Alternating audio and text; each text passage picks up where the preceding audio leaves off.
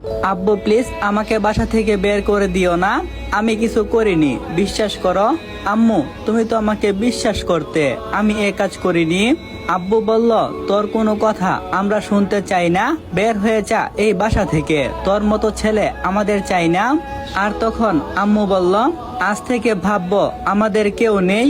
আমি বললাম ঠিক আছে আমি চলে যাচ্ছি, কিন্তু যাওয়ার আগে একটা কথা বলে যাই, যে মেয়ের জন্য আমাকে বাসা থেকে বের করে দিচ্ছ তার জন্যই তোমাদেরকে একদিন কান্না করতে হবে। আর হ্যাঁ, আপনি আজ যা করলেন আপনাকে আমি কখনো ক্ষমা করব না। এই বলে চলে এলাম বাসা থেকে। এবার আমার পরিচয়টা দিয়ে নেই, আমি হলাম স্বামী। আর এতক্ষণ যা হচ্ছিল আপনারা হয়তো কোনো কিছু বুঝতে পারেননি, তাহলে আমি আপনাদেরকে সবকিছু খুলে বলি।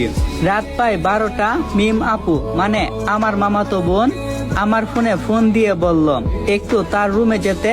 আমি ভাবলাম কোনো সমস্যা হয়েছে, তাই আমি তার রুমে যাওয়ার পর সে কোনো কথা না বলে দরজা লাগিয়ে দিল। আমি বললাম কি হলো, আপনি দরজা কেন লাগালেন? কিন্তু সে কোনো কথা বলছে না। আমি বললাম একি আপনি আপনার জামা ছিঁড়ছেন কেন? মিম আপু তার জামা ছিঁড়ে জুড়ে একটা চিৎকার করে বলতে লাগলো বাঁচাও, কে কোথায় আছো, আমাকে বাঁচাও। আমি তখন তাকে বললাম কি করছো আপু? তখন দেখলাম মিম আপু আরো জুড়ে চিৎকার করতে শুরু করে।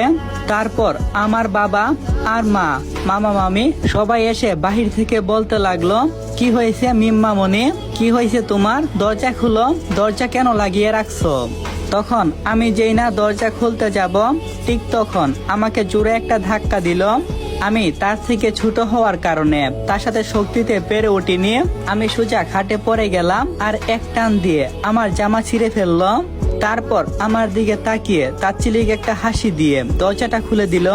দরজাটা খুলে দিতেই মামি এসে তাকে জড়িয়ে ধরল আর মিমকে বলল কি হলো মিম, কি হয়েছে তোমার? মিম তখন বলতে লাগে আমি নাকি তাকে জোর করে নষ্ট করতে এসেছি এখানে। এ কথা শুনে যেন আমি নিজেকে নিজে বিশ্বাস করতে পারছি না। মিম কেন এটা করছে, কি ক্ষতি করছি আমি তার? আমি তো তাকে বড় আপুর নজরেই দেখি, তাহলে সে কেন করলো এটা কোনো কারণ ছাড়া? আমি এসব ভাবছি, ঠিক তখন আমার বাবা এসে আমাকে জুড়ে 2টা থাপ্পড় মারে আর বলেছি এত কুলাঙ্গার একটা ছেলে আমি জন্ম দিলাম, তোকে আমার নিজের ছেলে বলতেও ঘৃণা হচ্ছে।